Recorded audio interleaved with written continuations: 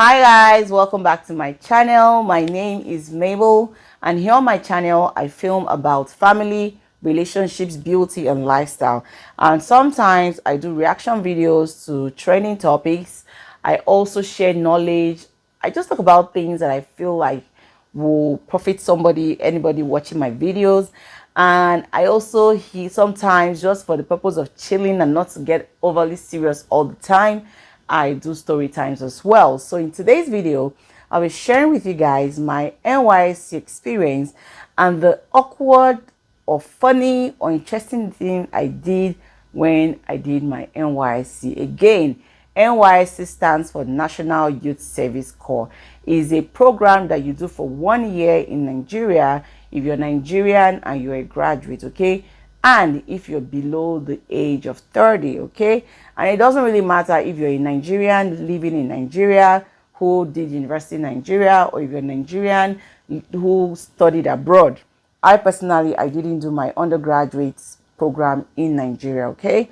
But I volunteered by myself, no pressure, to do my NYSC, okay? Yes, I wanted to have the experience as well as just serve, okay? Because I know that sometime in the future, you guys, I'm going to go into politics in Nigeria, okay? Mark my words. Save this video, so when I become a politician tomorrow, you remember I said this here on my channel in the year 2021. But okay, just because I know that I'm kind of interested in politics in the future, I did my NYSC, so nobody will tell me to show certificate and I don't have one, okay? Yes. And also, truthfully, I didn't just pack my bags from America and went back to Nigeria to do my NYSC, which I know some people do, and it's okay if you do it. But I was going back home to get married and to start a family, and so I decided to use one stone to kill two birds. So I was getting ready to get married as well as do my NYSC. Yes.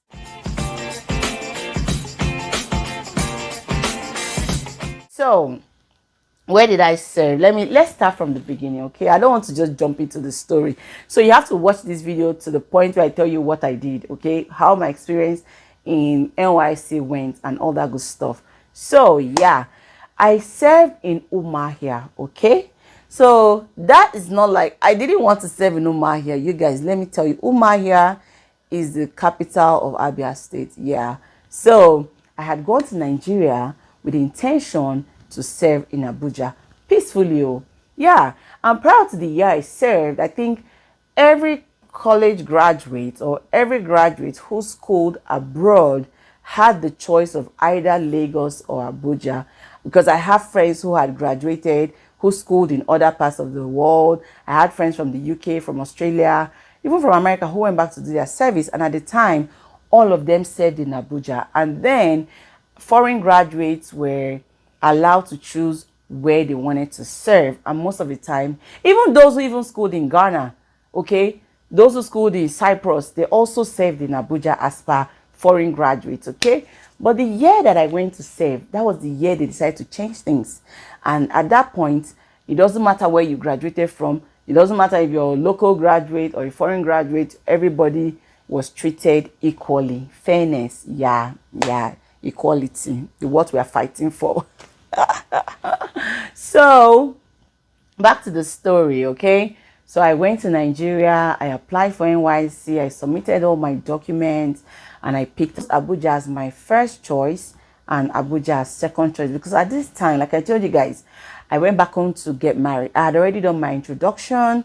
Chris and I already got a house in Abuja. We already started furnishing the house. So the goal was to serve in Abuja, go for orientation for 3 weeks, come back, get a job and start serving, okay? I already have an accommodation. I already had my life planned out, really, you guys. Yeah. So, and it wasn't just the fact that I already filled my form, okay? You guys, I knew somebody at the top. I mean, the top. Okay, no, let me say that again. Chris knew somebody at the top. I mean, we went to the DG's office, or the assistant DG, I don't know, that's what they call them, to introduce myself to them, told them who I was, told them everything. And he goes, don't worry, give me your name, give me this, all that. It's not a big deal. Where do you want to serve? Abuja, right? You're going to serve in Abuja. So I said, oh yeah, that's fine. I was happy. I know somebody. But then before this time, I think it was my friend who gave me somebody's contact that would help me get me posted to wherever I wanted to be posted, because you guys don't judge me, okay? This is what people do, yeah. So I just, I just told myself that, well, I don't need anybody. I know the assistants, the vice DG, the assistant DG, I don't know what they are called now. So I was like, I don't need this person. And the girl was like, my friend was like, babe, you better pay somebody, because the one. Anyways, let me not talk about that bad part, okay? So I was very confident that I was going to serve in Abuja. I already had my plans and everything. You guys, the day I went to pick up my call up later, yeah, I opened it and I saw Umunna Benden, Umahia, Abia State. Oh my God, you guys. It was like I died and I woke up, because I was like, this is not happening. I am not going to Umahia or wherever to go do my service. And at this point, I meant what I said, okay? I was not going to go anywhere to serve if it wasn't Abuja. So, I told Chris, I'm not going to serve. I'm going to wait for the next service year or the next service. I think they had 2 batches every year. So I said I was going to wait for the next batch to serve, because I'm not going to go to Umaya. Who do I know Umaya? Where am I going to start from? So, Chris tried to talk to me. He tried to do what he could and all that. Of course, the other option was to wait. Or I think the guy said it was an error, that I should just go ahead and go to camp, and before I come out, my relocation is going to be sorted out. And I didn't even want to hear that at the time. I just told Chris, I'm not going to serve. I don't have to serve. I'm just going to do my thing. Chris talked to me till, like, he was talking to me, trying to convince me till the day we're supposed to resume or report at our campground. Okay, yes. The first day of resumption, I didn't go. I said I wasn't going to go. So Chris tried to talk to me. I remember his cousin, Gabriel Adole. Shout out to Gabriel, my husband's cousin. Yeah, he tried to talk to me, and they ended up convincing me to go. And Chris had promised that he was going to go with me and everything. You guys, that was the day I went and bought a couple of things that I knew I would need and all that. Yes. So at this point, I hope you're still watching, okay? Chris booked a flight for us to go the second day, okay? So we booked a flight from Abuja to Owerri, because at this time there was no airport in Umahia. Yeah, that's how to say it. Umahia, Abia State. So at this point, Chris booked our ticket. We flew from Abuja to Owerri, and then we got a cab that took us from the airport. I'm telling you guys, from the airport in Owerri straight to our campground in Umunna Benden, Umahia. Yes, Chris went with me. You guys, let me tell you, you know how back then, because I went to a boarding school too, back then how your parents would take you to boarding school, you get checked in, they go through your provision and everything to make sure you don't have contraband, and then they make sure they've seen you go inside before they go back home. That was exactly what Chris did. Chris followed me to camp. Of course, you know how Nigeria is. I'm not going to come here and say everything. He sorted himself out at the gate. They let him go inside with me. He went with me to the hall. I got my name. I got my tag. I got everything. He went with me to the place where they check us in. Now, this is the interesting part and the funny thing that I did. So when they were checking me and checking that I don't have any contraband or anything, going through my stuff, you guys, this woman that was searching my bag, opened my bag, and the first thing she saw, I had a MacBook. I had an iPad. I had a pressing iron. Thinking about it now, I'm thinking, what did I carry all these things for? Did I even know? What was I expecting? I don't even know if I knew what I was actually, or what I had signed up for at the time. But I had a MacBook with me. I had an iPad. I had a pressing iron. Of course, I had 2 cell phones. 2 cell phones is normal in Nigeria, okay? You have that your proper cell phone, the expensive one, and then you have like a low priced cell phone that probably has more life, like the battery will stay longer. I don't know, but anyway, I had 2 cell phones. That's normal, okay? Yeah. So the lady wanna asked me, so what do I need this iPad for? And what do I need the laptop for? Like, she was like, do you know what you're coming to do here? And at the point, I don't think I knew what I was coming to do. So she told me, you can't go in with this. You have to send it back. Like I said, Chris was there when they were going through my things. So I was glad. I was lucky he was still there. I gave him the laptop. I gave him the iPad. I gave him the pressing iron. I think a couple of one or two things. I'm not sure. I can't remember. But really, who goes to orientation camp with iPad, with MacBook, with ironing, pressing iron and all that? So yeah, your babe, I went to NYSC camp with all those things. And of course, you guys, at this point, because Chris had convinced me to go for this NYSC, he made sure he did everything possible that will make me change my mind. If I don't want to mention the amount of money I went to camp with at this time, okay, but I went with a lot of money. But of course, I had put my money, you know how you split your money into like 4 or 5 places, just in case somebody finds money in your bag and steals it, you know, they won't steal all your money. But anyway, I went to camp. I didn't like the first day. I was sad. I was depressed. I didn't like the environment. You know, funny thing is, I stayed in a hostel that was just newly built. That was the first time anyone was occupying that particular building. Yeah. And I was down on, it was a bunk bed, you know, hostel, you know, it was bunk bed. I stayed down the bunk, down the bed, down. Luckily for me, I didn't have a bunk mate. I didn't have a bunk mate, right? I didn't have a bunk mate. Yeah. Nobody was up on the bunk. So I was able to put my bag, my bucket, all those things up there, my water and all. Yeah.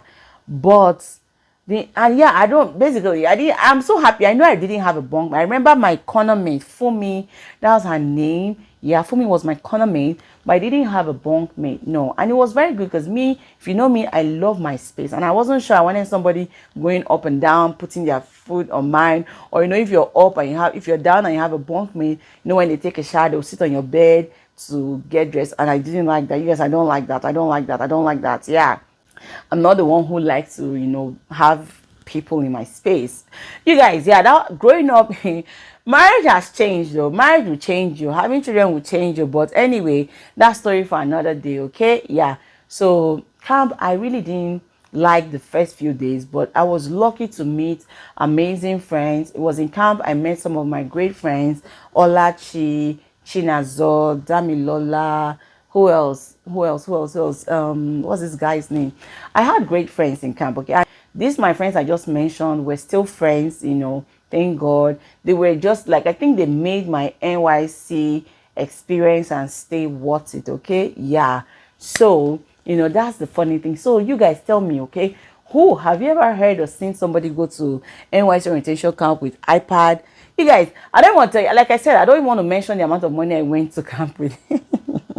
Well, that being said, did I finally enjoy my NYC orientation camp? Yes, I did. It was fun. It was a great experience. I don't know about now, but at the time, I think if you asked me, I would say it's a great experience to have. But of course, there's been a lot of stories of NYC camp, how it's going, the insecurity, even just traveling from one place to the other, all the stories we hear. I don't know if it was now. If it was to be now, I doubt if I will go for that NYC program. But then I had a great experience thanks to my friends, Ola, Dami, and Chinazo, okay? They made my experience, you know, worth it, okay? Yeah. So that's one of the funny things I did when I went for my NYC program, okay? Now, that's not all. That's not all. I was also the queen of a wolf when I was on. I was the queen of a wolf. And when I say a wolf, it wasn't like I was looking for a wolf, basically, okay? I was very pretty. I'm still very pretty. You guys already know that, right? Yeah. But I was very pretty. I was skinny. I was all that, you know, and copper that's good in America and all that stuff. I had money. You guys, I went to NYC camp with a lot of money. I won't tell you guys the amount, but I was loaded, okay? Yes, I was loaded. My parents gave me money. Chris gave me money. Everybody wanted to make sure that I didn't have any reason to turn around, okay? Yeah, so I was loaded. I had a lot of money. So I kind of enjoyed my stay. I didn't eat the food that they made. No, take that back. I like to take the bread. For some reason, I always got the bread that they gave in the morning, but I didn't really care about their food. I went to Mami Market and I ate. Now, Queen of Awoof, back to the Queen of Awoof, you guys. Everybody, like guys like me when I was in NYSC, like everybody wanted to be my friend. I mean, I'm not lying, you guys. I'm not at this point. You guys, anything I say here, you know it's true, okay? I was that girl who everybody wanted to be friends with on campus. Basically, maybe not everybody. I know some people didn't like me still, you know, but at the same time, a lot wanted to be my friends, guys especially. So I'll go to Mami Market to eat, and when I want to pay, and the lady will be like, "Oh, don't worry, somebody already pay." I'm like, "Who's paying for my meals?" Every single time I go to Mami Market, somebody pays for my food. Either my friends, my friends that are guys, or just random people pay for my meals or paid for my meals. And that's why I said I was Queen of Awoof. And my friends kind of benefited from it a little bit. Yeah, I think at every stage in my life, those that have been my friends have kind of benefited from me when it comes to free food and all that kind of a thing. So I enjoyed camp. I got away with so many things, and I got away with so many things in the sense that, you know, like I said, a lot of people wanted to be friends with me. Even the soldiers that that were there, you know, in the orientation camp, you know, a lot of soldiers wanted to be my friends. I mean, there's this particular soldier that like he was on my case. I mean, this guy, like, let me tell you what happened. There's one of my friend. I don't remember his name. What's his name? I can't remember his name, but he's a thief guy. Thief is a tribe in Benue State. You guys, these whole Benue State people, they've been following me from, I don't know. But anyways, he was just my friend, okay? And so you know how these friends, we're in the same platoon. You know, we're just, you know, we had our team, basically, my girlfriends and some guys that were all like friends, okay? So we always went to the Mami Market together. You know, we're always together. We went for fellowship. We attended fellowship together because we had fellowship or church service, something like that, on, you know, when we're in camp. So we walked together all the time. So one of those days, my friend and I, like I said, I can't remember his name, we were going from the hall after an event to the Mami Market to buy something. And then this soldier guy that apparently likes me called us and asked this guy, "Why are you always with her? Is she your girlfriend?" He said, "No." "Who is she?" "She's my friend." Why are you always following her? Is she like this soldier guy?" He made my friend do frog jump, like, I don't know, multiple times. By the time my friend was done with frog jump, he was sweating. He couldn't walk. I felt so bad. And he did this. He punished this guy for always following me around, and told the guy that the next time he sees him walking with me anywhere in this orientation camp, he's going to punish him. You guys, my friend did not walk with me. He would tell my friends and I'll see you all in Mami Market, because I'm not going to walk with you guys. I'm not going to do frog jump anymore. So yeah, my friend got punished. That was another thing that happened in camp that I'm thinking about now and I'm laughing. Why would you punish somebody because they are friends with somebody, you know? But yeah, my friend had to do that because he was friends with me, and he never worked with me ever. Can you just say, "See you in Mami Market," or "See you in the hall," or "See you this and that"? Yeah. So that was another interesting thing that happened on when I did my NYSC. Yes. And don't go yet, okay? There was one more thing, okay? You guys tell me, before I even tell you guys, do I look like Ngozi Eziono? There's this Nigerian actress called Ngozi Eziono that people say I look like, okay? People said I look like her.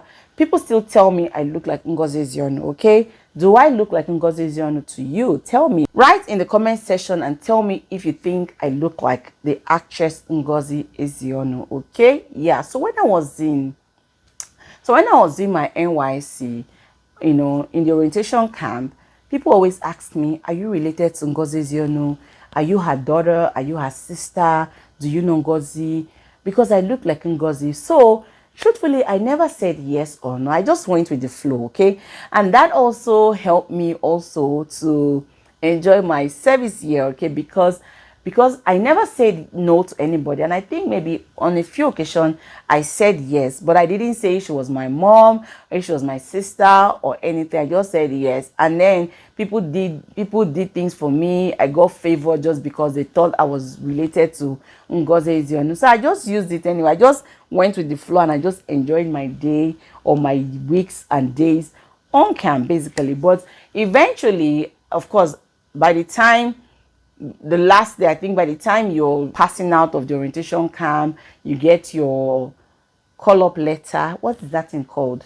Anyways, the letter they give you after your 3 weeks, apparently I did get relocated to Abuja, okay? But at this time, I was glad. I had a great time in the orientation camp. I met fantastic friends. I mean, my friends that I mentioned that we met, they were actually my bridesmaids. They were part of my bridesmaids when I got married, and we're still friends till date. I mean, shout out to my girls. Dami is in Lagos. Dami is a professor. She's a PhD holder. Shout out to my friend Ola. Ola is in the UK at this moment. She's married also, and she's a nurse. And then my friend Chinazo is in Norway. She's an IT specialist, a computer engineer or something like that. Yes. So shout out to all my friends. Thank you for being my friends.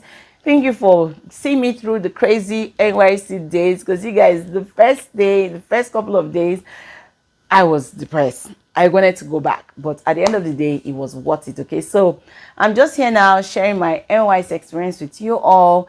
Tell me, do you know about this NYSC thing? What was your most interesting or memorable experience you had in your NYSC orientation camp? Okay, yes, I just want to come here and do this chill video, do story time. Leave a thumbs up. Let me know if you want more story time, because you guys, I have stories to tell. Okay, and I've lived quite an interesting life. Okay, yeah, so just let me know what you think about story times. I'm going to do some more story times as we go, but on that note, we've come to the end of today's story time. Don't forget to leave a thumbs up, like, share, subscribe to my channel, leave a comment, like, share, subscribe, and I'll see you all in my next video. Bye.